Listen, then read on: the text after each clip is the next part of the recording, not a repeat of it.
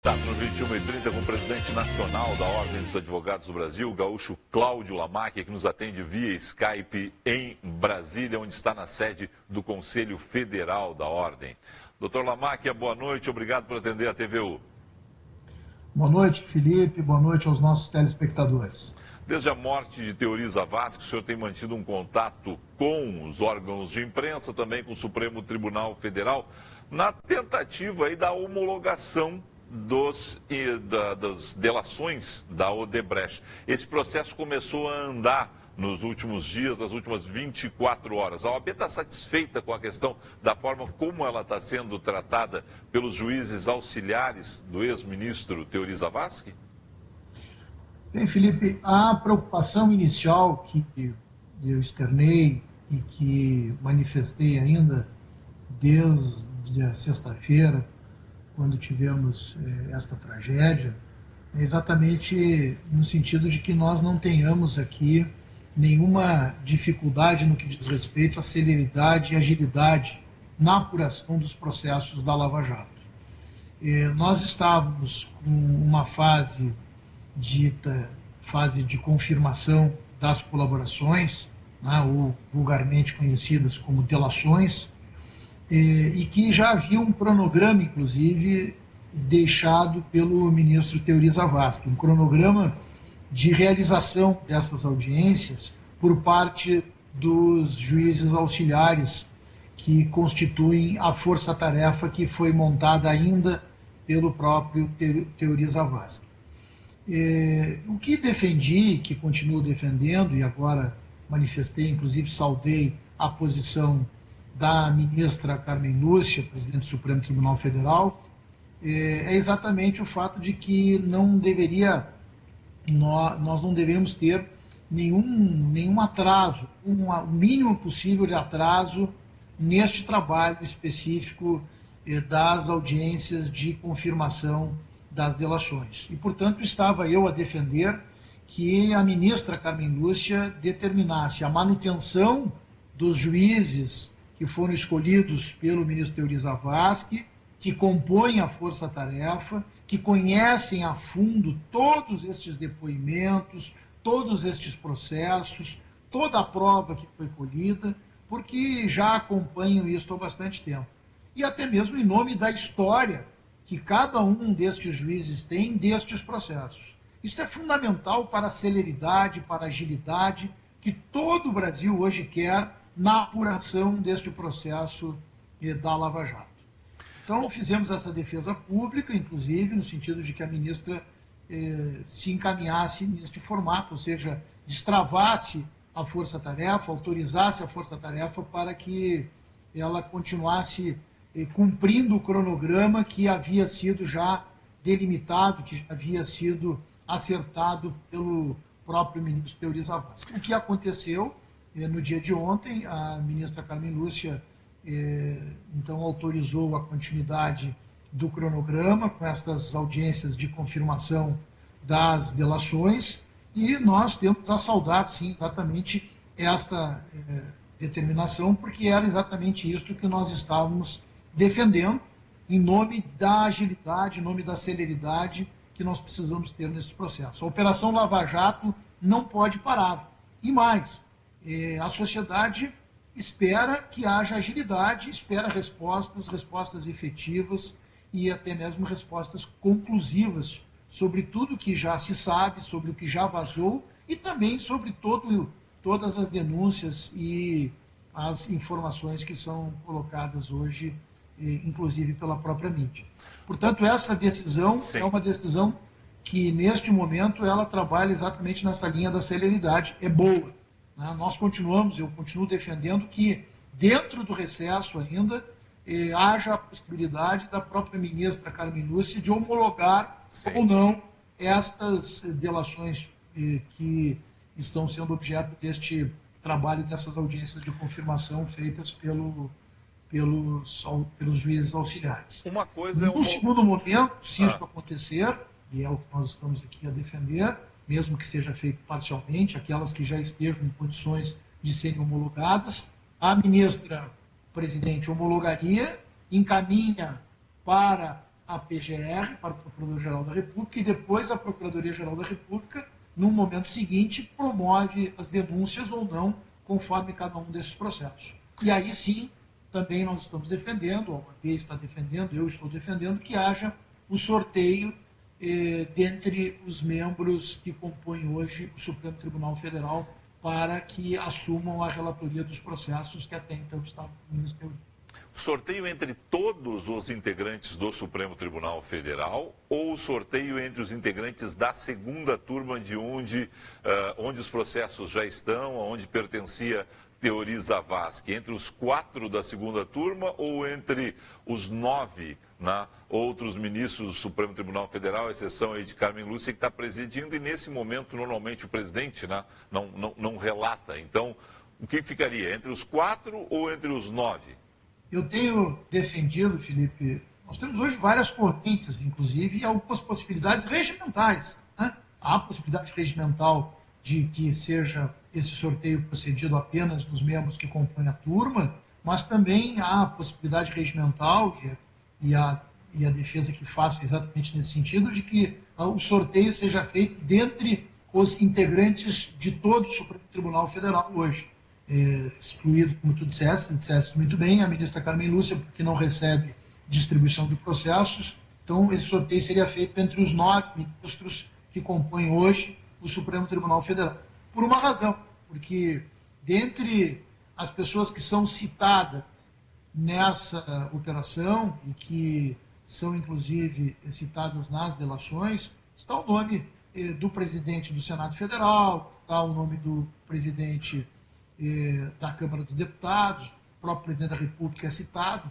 Portanto, isto atrai a competência do foro para o pleno do Supremo Tribunal Federal. E é por isso que eu defendo que o sorteio seja feito dentre todos. E defendo que seja feito por sorteio, porque parece que esta seria, em que pese, até mesmo, os riscos de que, eventualmente, esse sorteio não caia para alguém que tem o perfil, para alguns ministros que tenha perfil, como o perfil que tinha o ministro Teori, que me parece que é o perfil mais adequado Sim. para a relatoria destes processos, mas me parece que, com o sorteio, nós temos uma situação republicana, de total transparência, e que observa exatamente o regimento, e é isso que nós temos que ter. Me parece que o casuísmo não seria interessante numa situação dessas. Um outro ponto que nós podemos ter ainda seria uma composição dos ministros da Corte, no sentido de que fosse esse processo encaminhado ao revisor do plenário, revisor Celso de Mello, que seria ele o decano hoje da Corte e seria o revisor do processo. Também há uma possibilidade nesse sentido. Se fala também numa outra possibilidade, que seria a transferência de um ministro de uma turma para outra, para que ele venha a suprir a vaga do ministro Teori Zavascki. Essas são as possibilidades hoje que são colocadas e que, volto a dizer, o que nós estamos defendendo neste primeiro momento agiliza o processo da Lava Jato e, mesmo que tenhamos essas situações ainda que devam ser definidas com relação à distribuição, não atrasa todo o processamento, notadamente da força-tarefa. Por isso, aquele passo que foi adotado ontem pela ministra Carmen Lúcia já é um avanço, porque está exatamente na linha do que a OAB estava a defender, ou seja, atende este primeiro aspecto que a OAB estava defendendo, da celeridade e da manutenção dos atuais juízes federais. E agora, no segundo momento, nós temos que verificar a questão da homologação, que eu defendo que, ainda se for viável, em termos de tempo, que sejam eles homologados no recesso pela própria presidência do Supremo Tribunal Federal, e isso é absolutamente possível. Para vocês da OAB, há um grande debate no país, né? Se colocando se tem ministros mais políticos, menos políticos, Teori era um ministro técnico. Há alguma preocupação em relação a um dos 9 ministros? O perfil de alguns serem mais políticos, mais conversadores com a imprensa, dão entrevistas, mesmo que raramente, por exemplo, Dias Toffoli, Gilmar Mendes, Marco Aurélio Mello fala seguramente com a imprensa, e outros são inalcançáveis, inatingíveis praticamente. Caso de Celso de Mello, Edson Fachin também é complicado conversar com ele. Estou falando do lado da imprensa, né? Vai fazer muita diferença isso para vocês da OAB, caso aconteça sorteio e caia um mais político, um mais técnico? Olha, Felipe, em princípio, não deveria fazer diferença pelo fato de que nós temos hoje 10 ministros no Supremo Tribunal Federal que foram escolhidos nos termos da própria Constituição Federal e observando exatamente os requisitos constitucionais para que os ministros estivessem lá e fossem escolhidos. Foram sabatinados pelo Senado, inclusive. Tá? Portanto, nós temos 10 ministros do Supremo que tecnicamente, estão absolutamente preparados para julgar estes processos e os demais. Claro que as pessoas não são iguais. Nós temos ministros com um perfil mais discreto, mais sereno, que são mais técnicos e falam, portanto, nos autos, tem um perfil muito próximo, que é o perfil que tinha o ministro Teori Zavascki, que me parece que num processo como este, rumoroso, como este da Lava Jato, é um perfil muito importante para o magistrado. Mas o que se quer e o que se espera é que, de fato, nós tenhamos celeridade na apuração destes processos todos. Né? E claro que, seguramente, o ministro que venha a ser nomeado como relator, ele terá que ter cuidado na condução dos processos, como teve o ministro Teori Zavascki, e, acima de tudo, além destas características de ter sido um ministro extremamente discreto, sereno e muito técnico e com muita força sempre nas suas decisões, sempre se pautou exatamente pela absoluta independência no que diz respeito às decisões que tomou. Bom, com relação agora à substituição, Teori era um ministro técnico. Vocês trabalham na expectativa de um juiz, de um ministro técnico, de um ministro com caráter político? Qual seria o ideal para a substituição de Teori Zavascki? Vários nomes já estão sendo comentados. A maioria deles ganha força nomes dos tribunais superiores. Né? Dessa vez não veio uma indicação de um advogado conhecido em nível nacional ou com uma forte base teórica, com uma forte base na academia, por exemplo, as universidades. Parece que vem aí alguém dos tribunais superiores. O senhor acha que por aí pode haver uma surpresa? Como é que vocês da OAB acompanham a sucessão do ministro Teori em função da morte dele na última sexta-feira? Felipe, eu defendo exatamente que nós possamos ter a escolha recaindo sobre um ministro que seja independente, que seja ele técnico, que tenha as características que um magistrado deva ter, e me parece que é fundamental esta ideia de um magistrado discreto, sereno e que priorize, acima de tudo, a técnica. Isto é o que todos nós, eu tenho certeza que aqueles que militam no direito no dia a dia estamos a esperar. Mas, acima de tudo, entendo que é muito importante que o ministro que venha a ser indicado, depois sabatinado pelo Senado Federal, possa ser um nome que esteja acima de qualquer suspeita, acima de qualquer vinculação partidária. O ponto principal aí deve ser, sim, a técnica, o saber jurídico, o notório saber jurídico, porque é isto que deve prevalecer no âmbito de uma indicação do Supremo Tribunal Federal. A OAB faz lobby nesse caso, indica alguém, chancela algum nome? Como é que funciona para o senhor essa situação? Não, Felipe, a Ordem dos Advogados do Brasil, e eu tenho que ter muito cuidado com relação a isso, porque, por certo, logicamente, temos inúmeros pedidos, pretensões de colegas, enfim, de pessoas, de militantes da área jurídica que procuram a OAB num momento como este. Mas a postura da instituição, a minha postura, tem que ser uma postura absolutamente isenta, defendendo, sim, que o ministro tenha estas características, mas não o nome de A, B ou C, porque isso não compete à instituição, não compete a mim, não compete à OAB. Isso compete à Presidência da República e ao Senado Federal. a demora é ruim, não falando apenas da questão da Lava Jato, mas em função de tudo que acontece no país, né, essas especulações todas, causando até desgaste para alguns nomes. Né? Hoje, por exemplo, todo mundo fala o nome de Ives Gandra Filho, né? Mas também já vai aparecendo coisas na imprensa contra ele. Esse desgaste natural que acontece com nomes que são lançados muito cedo. Como é que vocês acompanham isso? O senhor o senhor é do meio, né, e deve estar acompanhando tudo isso. Esta é uma avaliação que os candidatos devem fazer. Muitas vezes, um candidato que tenha uma pretensão maior e que não se contenha num determinado momento acaba tendo prejuízo, né? Porque me parece que algumas matérias que eu tenho lido acabam trazendo muito mais prejuízo do que benefício a este ou aquele candidato, né?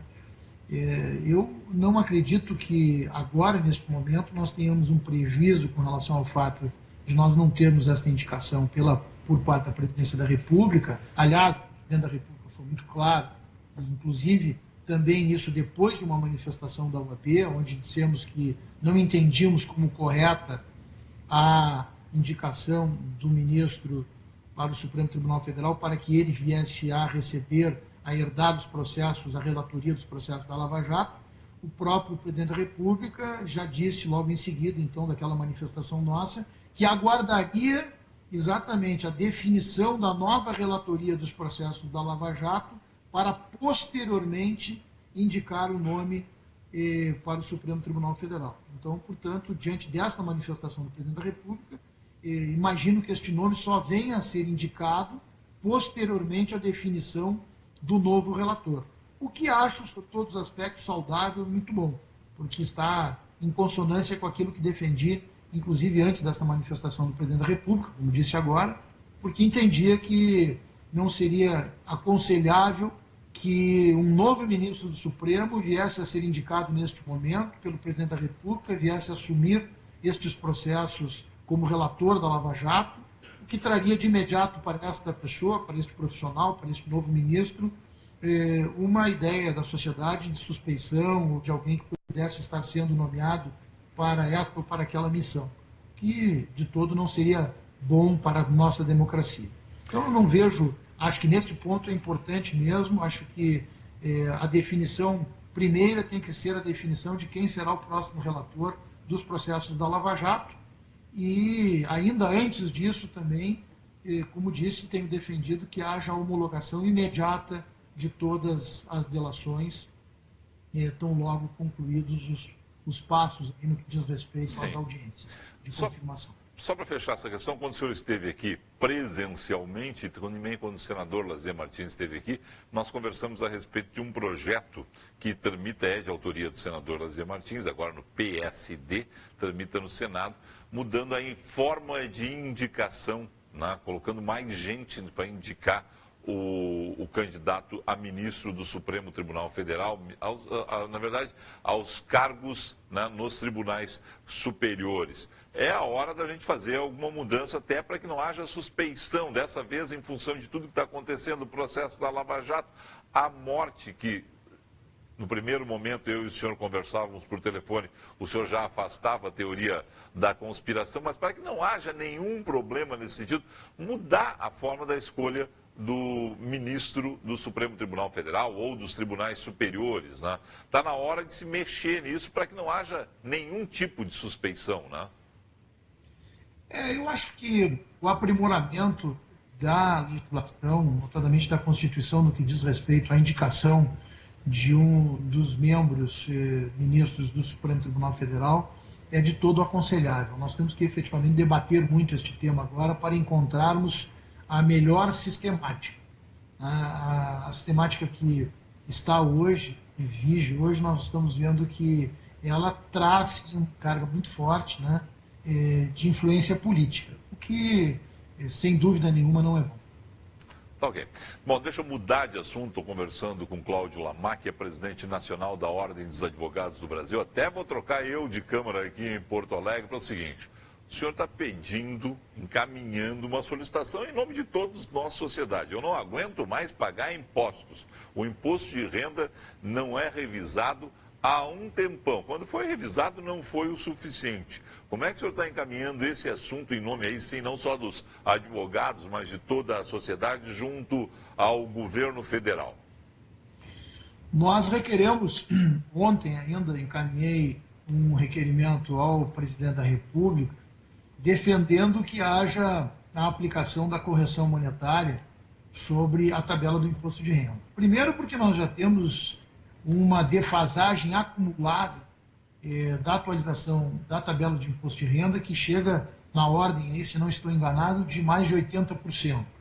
Quer dizer, algo inadmissível, né?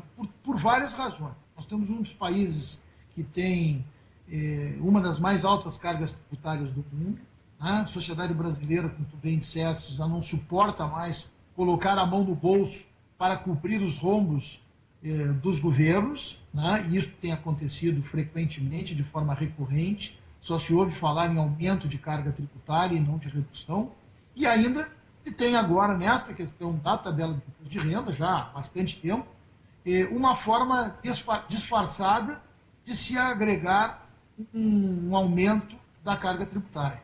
Porque na medida que não se coloca nem sequer a inflação sobre a tabela do imposto de renda, sobre as faixas da tabela do imposto de renda, muitas pessoas que não deveriam estar pagando imposto de renda, se a tabela fosse reajustada, passam a pagar imposto de renda, e alguns que não deveriam estar na faixa X ou Y acabam trocando de faixa por conta disso e pagando mais imposto de renda ainda.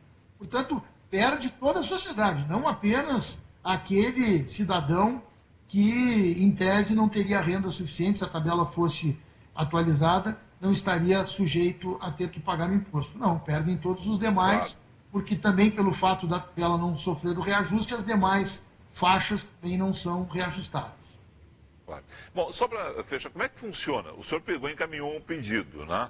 O senhor aguarda uma resposta, isso tudo é escrito, tem algum contato que o senhor vai fazer com o ministro Henrique Meirelles, com o presidente Michel Temer, para tratar dessa questão do imposto de renda, que realmente aflige a todos nós, porque mais de 80% de defasagem não é possível, né? A gente está sendo... A carga tributária já é alta e não é corrigida pró-cidadão nunca, né? Felipe, nós formalizamos este pleito diretamente à Presidência da República, este requerimento, que reputou um requerimento em nome da sociedade, porque a Ordem dos Advogados do Brasil fala, sim, em nome do cidadão, mas a OAB não está apenas aguardando um posicionamento formal por parte do governo, seja pelo presidente Michel Temer, seja pelo ministro Henrique Meirelles. A OAB também foi ao Supremo Tribunal Federal buscar, né, que haja uma decisão por parte do Supremo Tribunal Federal determinando a atualização das tabelas do imposto de renda.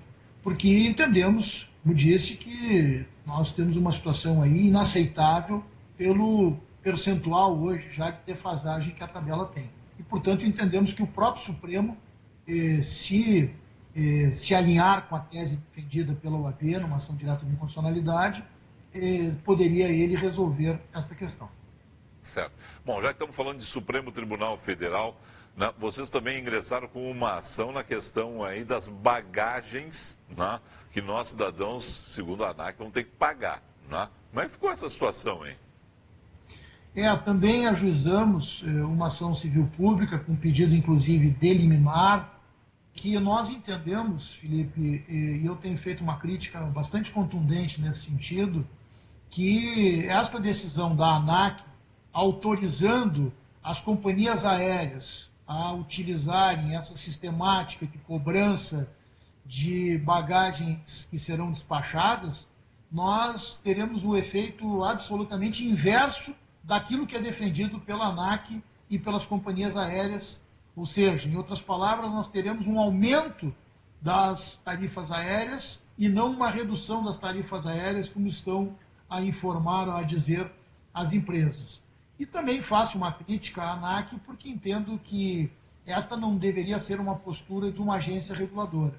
A ANAC deveria estar muito mais preocupada em contribuir, né, para a regulação do mercado e proteger o consumidor, e ela, com esta postura, ela se compromete muito mais com o lucro das empresas aéreas e não, efetivamente, com a sociedade como nós entendemos que uma agência reguladora deve se comprometer. Aliás, este é mais um episódio que reforça a minha visão, que reforça a minha convicção de que as agências reguladoras devem ser objeto de um amplo debate no Brasil. O formato atual está demonstrando estas distorções, como já vimos, inclusive, por parte da Anatel, por diversas ocasiões, no que diz respeito às companhias de telecomunicação.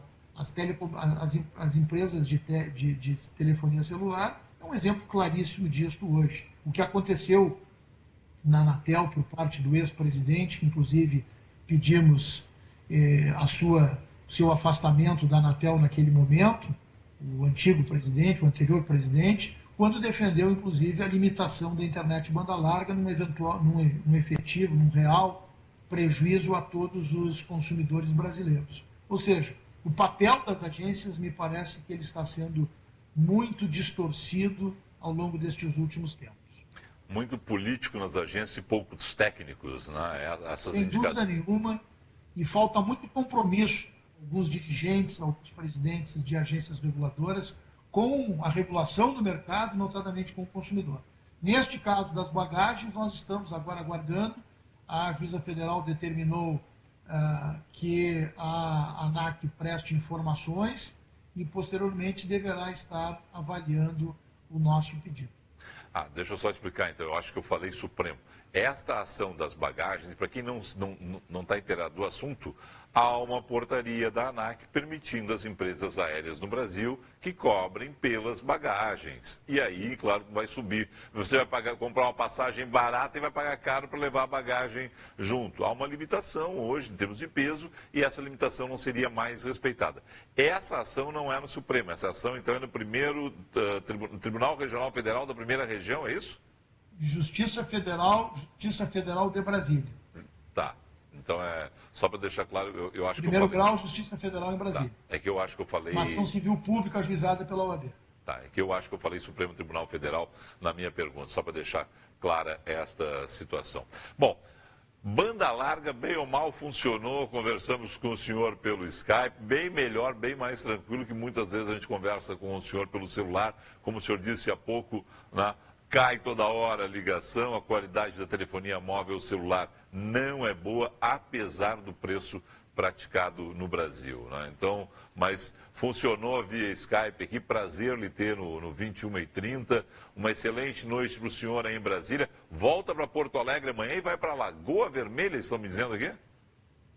Vou a Lagoa Vermelha, ainda tenho um compromisso pela OAB, em Lagoa Vermelha, uma interiorização da Ordem dos Advogados no Estado do Rio Grande do Sul, patrocinada pelo presidente Ricardo Breyer e por todos os nossos presidentes lá da região. E acontece essa interiorização também no mesmo dia lá em Lagoa Vermelha, onde nós temos o rodeio, o rodeio internacional de churrasco lá em Lagoa Vermelha. É um festa do churrasco. A festa do churrasco, nesse caso. Festa do churrasco. Exatamente. Quando o senhor esteve aqui, o senhor me disse quanto tinha rodado como presidente da OAB Rio Grande do Sul. Já conseguiu fazer o cálculo de quanto rodou como presidente? Já rodou como presidente da OAB Nacional ou não? Pois olha, Felipe, como presidente da OAB do Rio Grande do Sul, ao longo das 2 gestões dos 6 anos, eu fiz mais de 500 mil quilômetros de carro andando por todo o interior do nosso estado. Agora eu estou tendo uma dificuldade porque eu não sei bem contar a milhagem aérea. Mas eu tentarei melhorar um pouquinho isso, vou tentar encontrar uma maneira de fazer esta contagem também, viu? São algumas voltas do globo terrestre. Sem dúvida. Cláudio Lamaque, obrigado ao senhor aí, um excelente trabalho, uma boa noite, uma boa viagem de volta para o Rio Grande do Sul amanhã. Obrigado, Felipe, um abraço a ti, mais uma vez parabéns pelo programa e também um abraço especial aí a todos os nossos telespectadores. Atualizamos o noticiário em relação àquelas questões ligadas ao Supremo e não saem essas questões do nosso dia a dia. Infelizmente, após a passagem do ministro Teori Zavascki, uma história toda relacionada ao Rio Grande do Sul, com o presidente nacional da OAB, Cláudio Lamaque. O 21h30 vai a um rápido intervalo comercial. Na sequência, a gente volta com mais informação para você.